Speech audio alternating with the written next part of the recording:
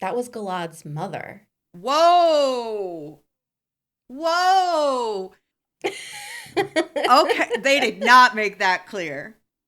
No, uh-uh. That makes sense. Okay, that makes so much sense then because like when you think about his age that they show that kid at and then you think about how Morghese is younger than Elaine is currently in the present when that happened, like that makes a lot of sense. So Morghese was charged with raising Galad or did she like volunteer for that? How does that work? If you would like to help support the channel, check out Road to Valon on Patreon and YouTube memberships. Hello and welcome back to the channel. Amber here with Laura, and we are on our Season 3 podcast watch of the Wheel of Time. Before we get started, please give this video a like and subscribe to the channel if you haven't already done so. And you can find me on Instagram, Blue Sky, and Discord.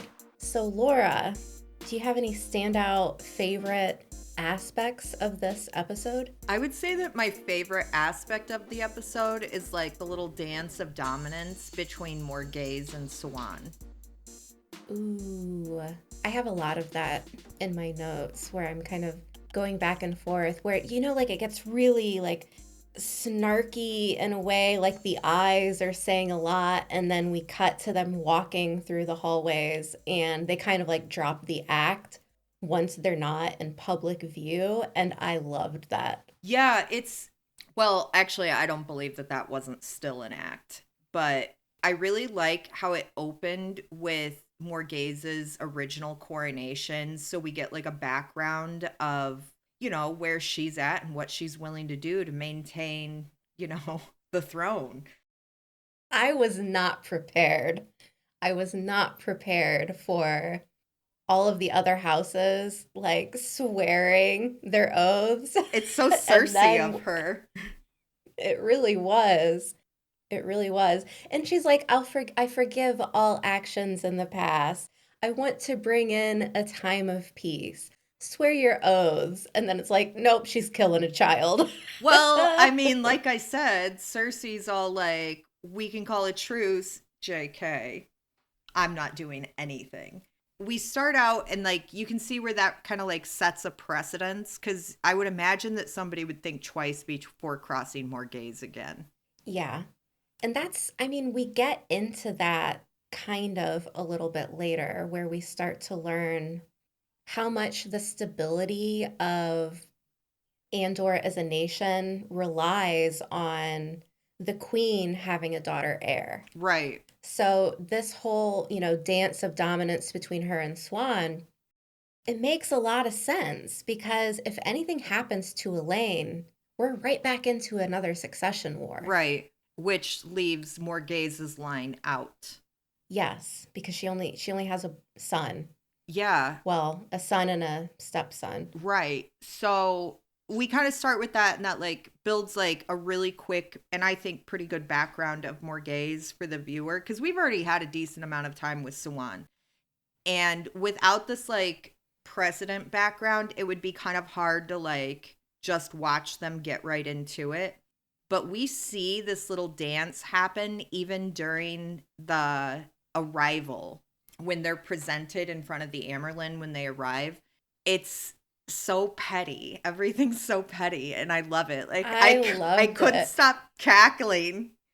Yeah, her making them wait for just a couple extra seconds, just to really like get under Morgeza's skin was such a good touch. That was such a nice little entryway into this meeting. And I loved just the visual aspects of it as well.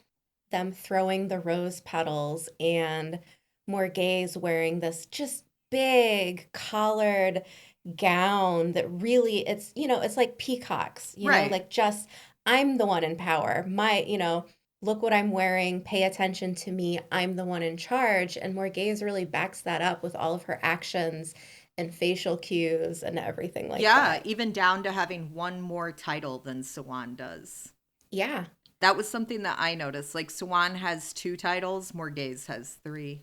We kind of watched that unfold as you were talking about, where they seem to be trying different strategies on each other. They're both playing kind of the same game, but they both factions have different end goals. Yeah. Did you notice how Leanne forgot Gabriel's title for a second? And she's like, "Oh, Lord Gabriel, Yeah, forgive me." So, like, who is he? Who is right. this Lord Gabriel? I was just kind of wondering if it was one more like act of pompous condensation. Yeah, that's another option. Like Swan Definitely. was like, Leanne, don't forget to forget his name. We got to make it clear that we don't know them. They can't sit with us. Your silly little consort, that kind of thing. Yeah, I think honestly, when you said you really enjoyed like this more gaze aspect to this episode, I think the scene, I guess it's like two connecting scenes were my favorite. So Elaine's little chat with Lord Gabriel and talking about wanting to be home and, drinking wine with him. And they have this really friendly relationship. And it kind of tugs on the heartstrings to see Elaine being able to confide in this man. Yeah, I hadn't even gotten into like that this is Elaine's episode. Well, I mean, it kind of is. Yeah, yeah. But I think them having this chat and him being like, hey, I'm going to be real with you. This is what's really happening in Andor right now.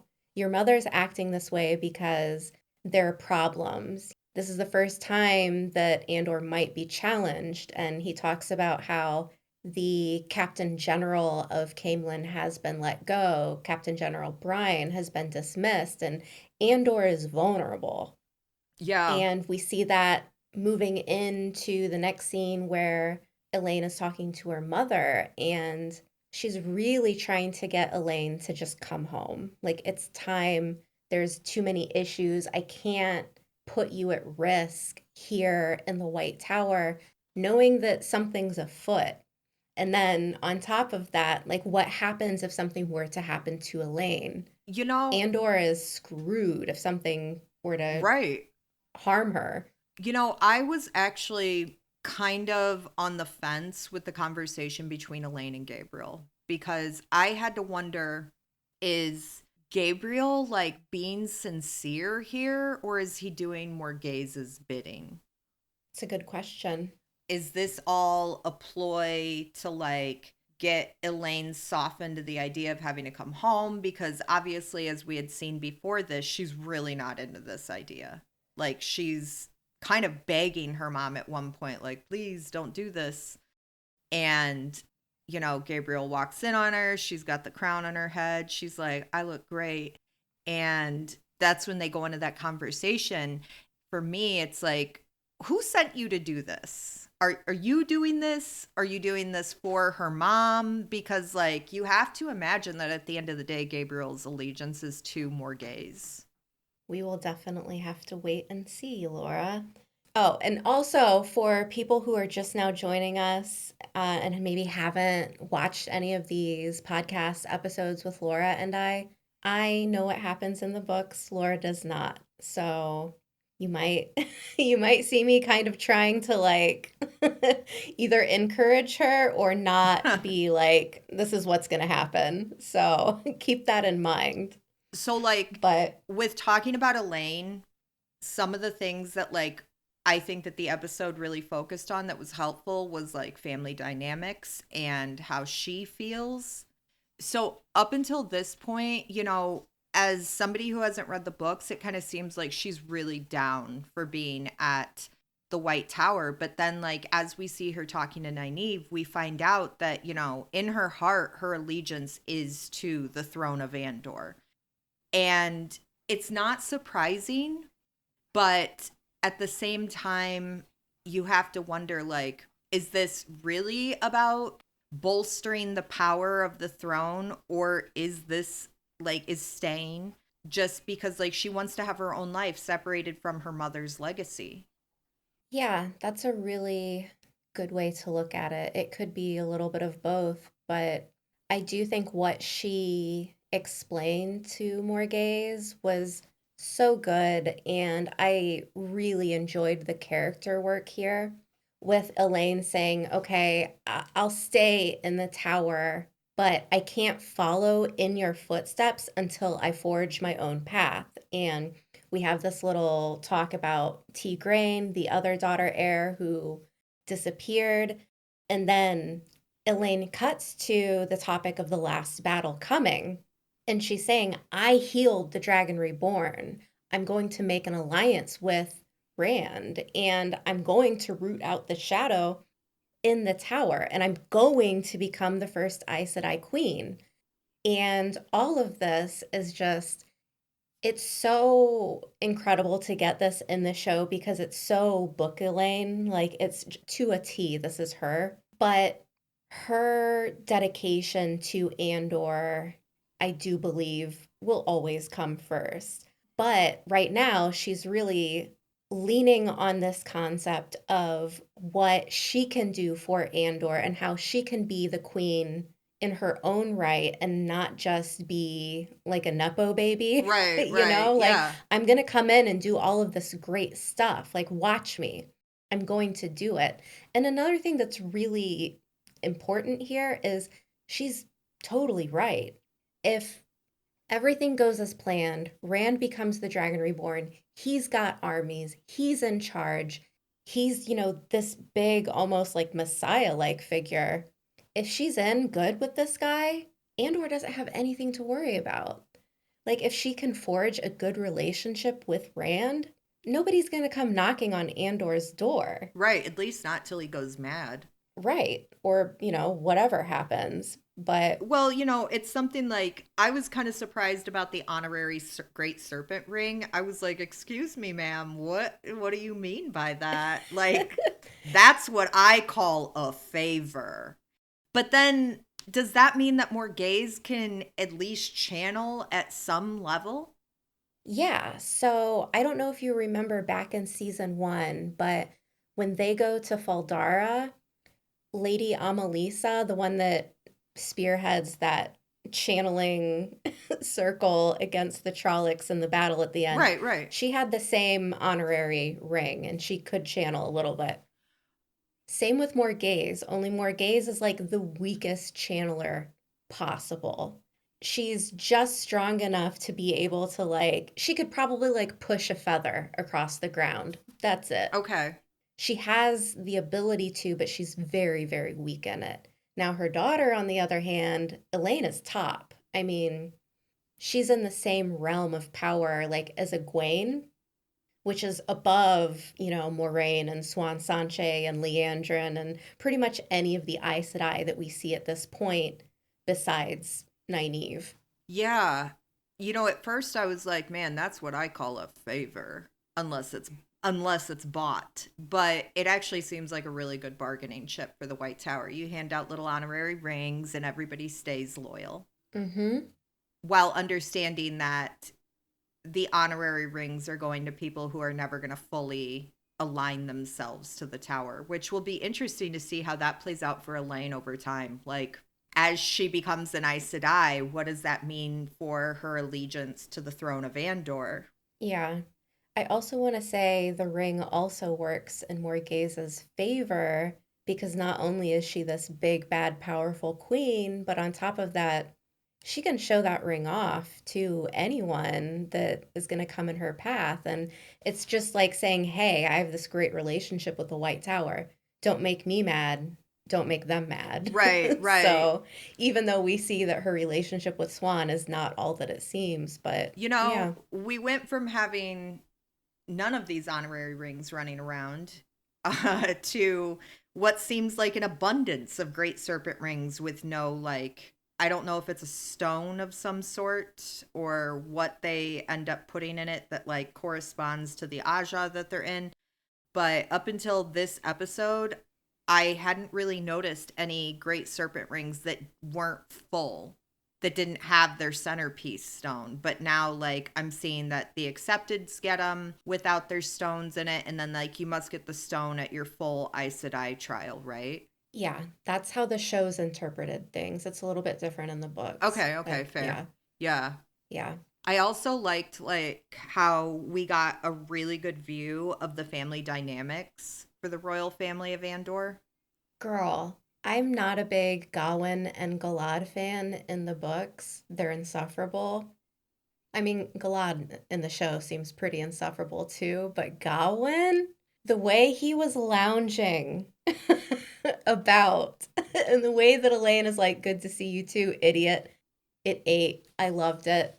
Yeah, it Obsessed. was like so we got to see that Elaine seems to have a pretty decent relationship with Gowan, but like a really strained relationship with Galad. Because at one point I was like, bro, she has a better relationship with Gabriel than Galad. Yeah. Galad is He's like, the oldest, right?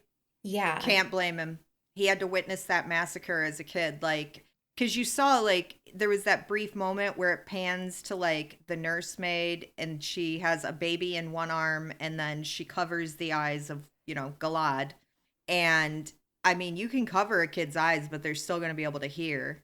Well, Galat, so not on top of that massacre, but short spoiler warning, but if you don't want to know who Galad's mother and father are, please fast forward until you don't see the spoiler bar.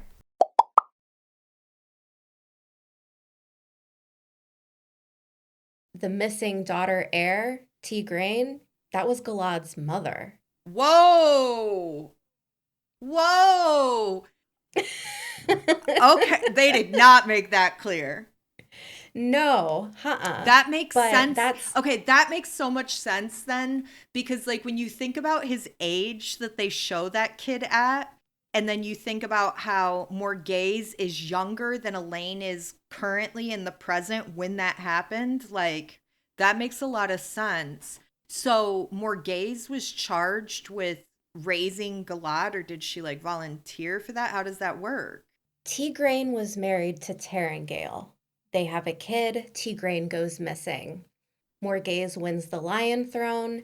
To secure political ties, she marries Terengale. Ah, okay. So that puts that all into perspective then. That's her stepson. Yes, So correct. then at some point his dad like dies, right? His father was, I'm doing air quotes here, killed in a hunting accident. Very Bobby B of him. Okay. But yeah, So it very, very similar to the Robert Baratheon story from Game of all Thrones. right. And I think Wheel of Time did it first, so Well don't they come for Robert Jordan obviously in the they comments. obviously did do it first just based on publishing dates. So okay, so does that mean that Galad, Gowan, and Elaine all have the same father? Correct. Okay. Interesting. Correct. All right. Yes. Yeah, that makes sense then. So, Also, Terengale, like this whole like boar hunting thing, let's be real. Political assassination. Like, let's be real here. I mean, I could see that. Definitely. How did, okay, so like Avienda was at the coronation massacre. So was she just like assigned to the royal family? Elaine, you mean? No, I'm talking about not Avienda, Elida. Ah, yeah. Elida's at the coronation massacre. So does that mean that she was like assigned to the royal family before any of this happened? Yes, but she wasn't necessarily assigned because usually that would be the job of someone in the Grey Aja. But the show hasn't really introduced this plot point yet. But there's a reason why Elida has attached herself to Queen Morghese. Is it because she didn't become Amerlin? No, at Oh, least not in the books. okay, okay. That's interesting because I just assumed that like since she was there that she had something to do with this plot. Yes. Like I highly doubt she went into that coronation not knowing what was going to happen. Yeah. I mean the books don't really touch on this. There isn't this big murder spree in Morghese's backstory that we Oh, know of. okay, so that's a show So, thing. yeah, but to be honest, Queen Morghese fully capable of something like that. So it like fits with her personality and track record. I think so. She's very, I don't want to say ambitious, but Morghese is she's a real deal, ruthless, powerful ruler to a T. Is Andor like one of the biggest nations? Because it kind Yes. okay, because it comes off that way by the way everybody speaks about it. Yeah, one of the biggest nations, one of the biggest armies. You don't mess with Andor. Okay, yeah. It's funny that they have like that their colors are red and gold, like Lannister red and gold.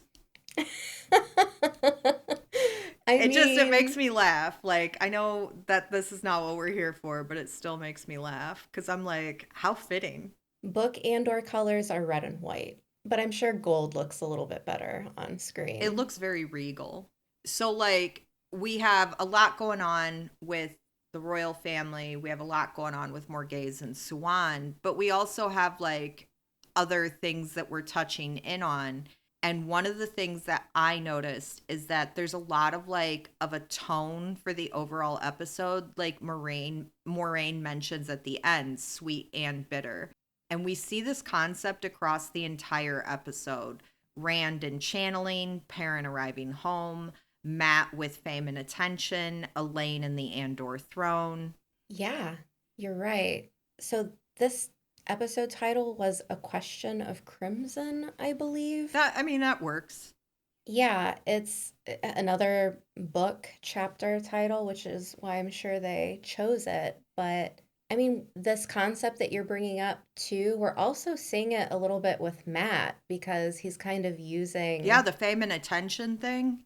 Like right, while dealing with like this inner turmoil of jealousy. what.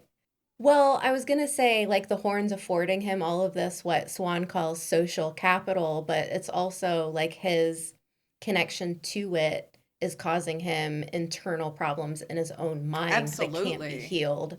Yeah, that's I was actually kind of surprised that channeling is incapable of helping to heal a mind.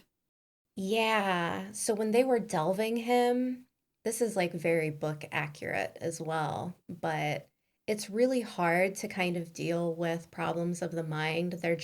They're not knowledgeable enough with how they use their weaves and healing to do something like that.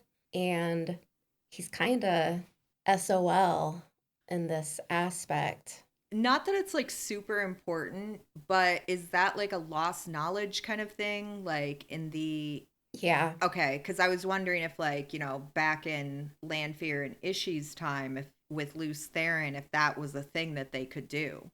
Yeah, I think so. Don't quote me on that, but I'm pretty sure during the Age of Legends, problems of the mind were also not a big deal. But, they could do pretty much anything short of like like healing death. So, It'll be interesting to me to see how Matt handles all of his capacity for infamy taken away from him. yeah, I really, man, so that was, if I had to choose another like second favorite scene, it's probably that chat between Matt and Swan Sanche. Okay. This is just, it's ripped off the page. I don't know, it's so good the way that Swan gentle parents him in that aspect. And it takes Matt half a second to realize everything she's saying is totally correct. Like he's being an idiot. Yeah. Oh, I agree that he's being an idiot, but I mean, they make it very clear in the episode that he really wants like infamy. He wants the attention that like Elaine's brothers get. Yeah, they're really setting up this jealousy between the two. Yeah, I wonder if that's like just a thing for this episode or if we're going to see that carry on. Hmm. We will have to wait and see. Speaking of Matt, him and Min have the worst reconnection ever. That was actually pretty funny It though. was. Like she walks in and she's like, "Is that?" He's like, "Yes." That is what you were hearing. Can you blame him though when he's like, I'm sorry, I'm not over you selling me out to the Forsaken? Like, I I can't mean, really blame truth, him there. correct. I can't I can't either. But I mean, he's pretty willing to kind of be like, "Okay, fine." Like you can tell it's not perfect now. Like that didn't change everything, but I think I don't it'll know. I think maybe like Matt, he's a bit of like a reformed jerk himself, and I think he could have almost gone in the same direction had he not had a little bit of the pattern working for him because it could have been so easy for him to pick that dagger back up. That's Really. true. That's true. What are some of the other points of the episode that stuck out to you? Oh, Perrin's Oh, trip yeah. There's a home. lot of Lord of the Rings behavior happening in this episode. Yeah, it is just the Two Rivers is really the Shire. I mean, it really is. It was definitely kind of like leaning on that, Girl, but get out of here with how the ways look when an Ogier is the guide. I I have that in all caps. Ugh, The real Waygate opening, beautiful. it's incredible. Also, the little leaf. It's like the little Yeah. leaves of Lothlorien. Loyal just jumped up to be probably the most important person in Perrin's traveling party with Well, that knowledge. I think that Loyal is kind of the perfect companion for Perrin. He has Yeah, he has this way of inspiring Perrin and broadening his view of things even when they feel pretty dire. yeah. And so I think that like his time with Loyal is starting to kind of help him heal and move on. He does have that very unique grounding quality to him. Yeah, Even when he's talking about the longing getting to him, and he's like, yeah, I'm getting sick. I've been away from a steading for too long. But also, it's good because it's good to remember being home yeah, and like missing home as they're walking into Perrin's, home.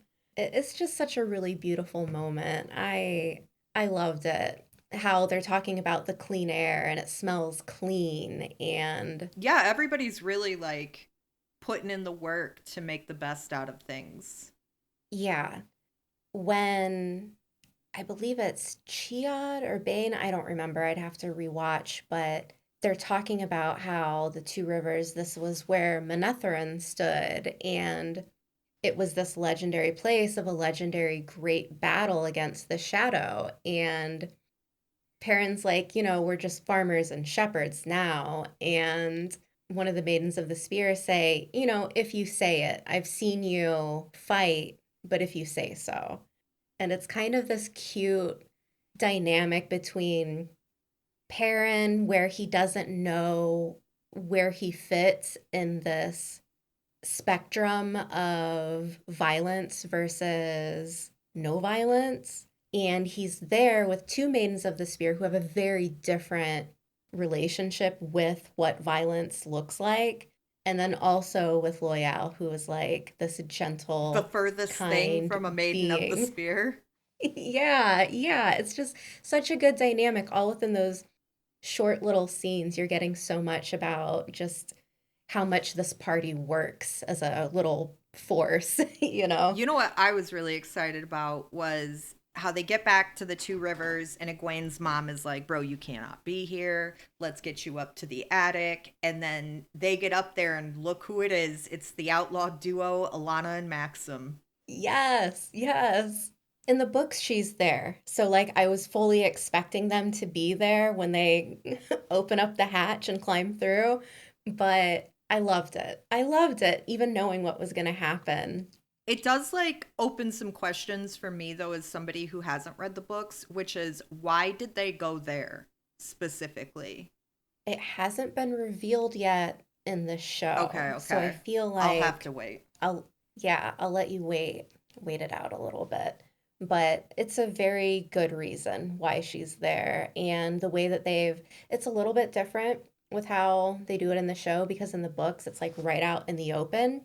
But the show has held back on it a little bit. And I think I know why. Okay.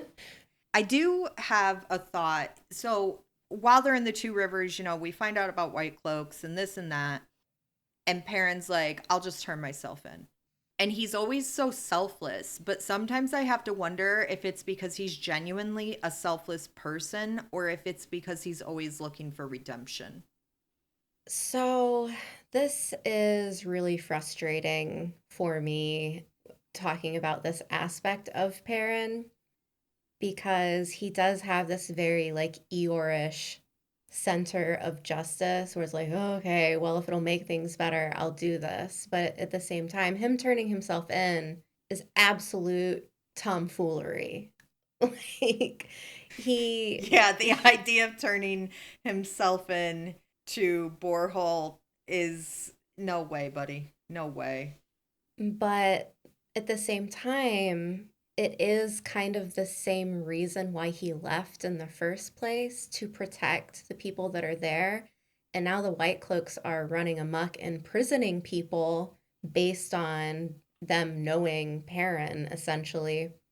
So if he has to go because it will save lives, Perrin will absolutely do it. You know, Not even a question. yeah, I can see why the White Cloaks have not like ascended to the highest ranks of power. They have the worst standard operating procedures.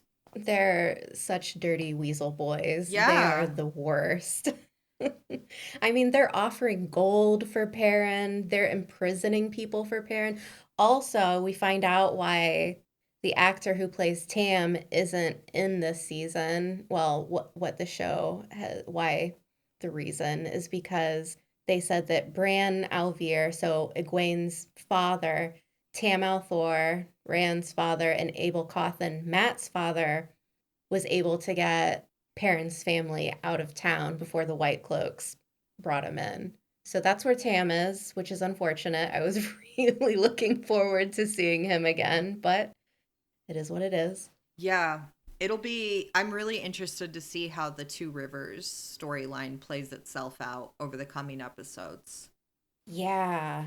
Before we wrap things up, I really want to talk on these last scenes in the waste. So we kind of touched on this exploration about Saidine where he's talking to Moraine about it. And she's like, like it's okay to be afraid of it. And he's like, you don't get it. I'm not afraid. I'm like dying of thirst. I want it. I need it, but it's poison. And Well, I'm like, yeah. I hate to say this to him, but he's not afraid of channeling, he's afraid of the madness. Mm-hmm. Yeah. And I think if maybe Moraine had approached it like that, she might have gotten a little further with him than she did. But can you really blame him? I do also think that like they're really starting to prepare the viewer for how serious this madness caveat is.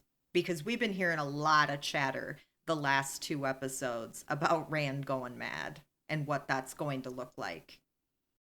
This opening in the last episode with Egwene's accepted test, actually getting the visual of what something like that could look like, perfect, wonderful, great, very accurate. Well, because I guess like as a viewer who hasn't read the books, you kind of want to hope that there's somehow a way out of that for Rand, that he doesn't turn into a crazed, mad person who kills everybody they love or anybody who's close to them. Like, you kind of want to keep hoping that because he's the dragon, that's going to mean something different for him. But they're making it very clear to us that it doesn't. Yeah. I also want to kind of jump back because we're seeing these nightmares from Yeah. Egwene's point of view, and we get this reveal that it's actually Lanfear. So these bruises on Egwene's face that haven't healed, they're not from the attack in the inn. These are actually bruises from being in Tel'aran'rhiod because injuries you sustain there come with you. Like, how does she think that's going to play out when Rand finds out? Oh, do you know what is diabolical?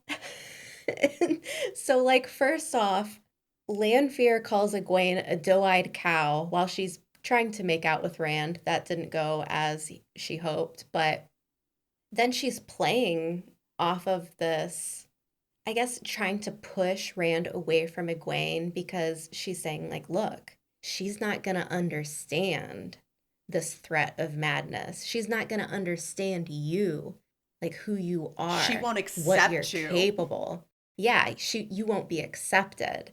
And she's simultaneously kissing Rand in the world of dreams while torturing Egwene, like both at the same time. It's diabolical. Yeah, But this that's episode Lanfear. really reminds you of how horrific Lanfear is.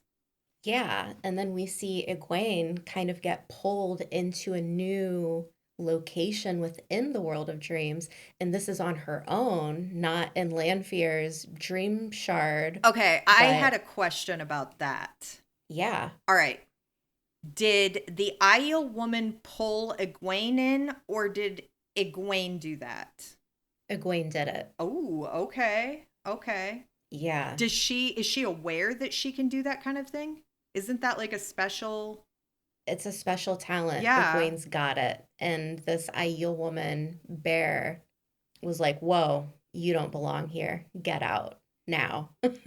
And ooh, I'm getting goosebumps talking about it. Me too. Bear Bear is great. So she's kind of merged with another character from the books, but the actress is killer. Like just I don't know. I love the look. I love the way that they are portraying this character.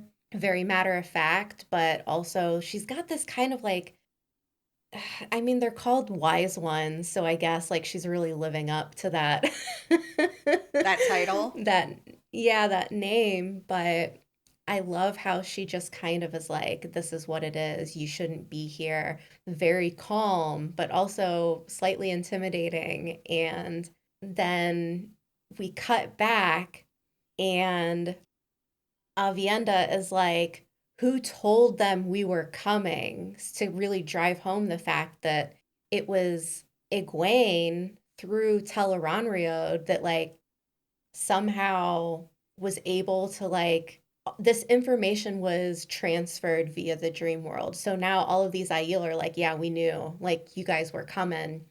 And they can see in other people's dreams too. So like I'm sure like they were scoping things out once everything happened with Egwene, but like everything that happens through Teleronriod is so weird and kind of, I don't know, like very sci-fi and it's very cool. But then we end with this prophecy and we see like the big Aiel dude, Ruark, and he's like, this is him.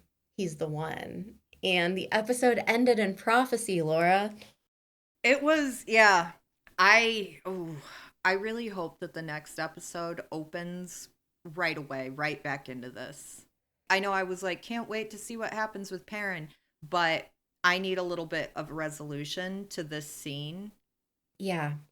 especially with like finding out that Egwene pulled Bear in and not the, because I kind of thought it was like the other way around, like maybe they got too close. Well, she didn't. So here's the thing, Teleronriod can just be a meeting place. Someone who can't enter the world of dreams on their own can be pulled in by someone else, by a dream walker. Like that's what Lanfear does to Rand on multiple occasions. That's what Ishamael did to Rand and the boys on multiple occasions. They were pulled in. But in this case, Egwene Did the was walking pulling, around on her own. but she doesn't really know what she's doing, right?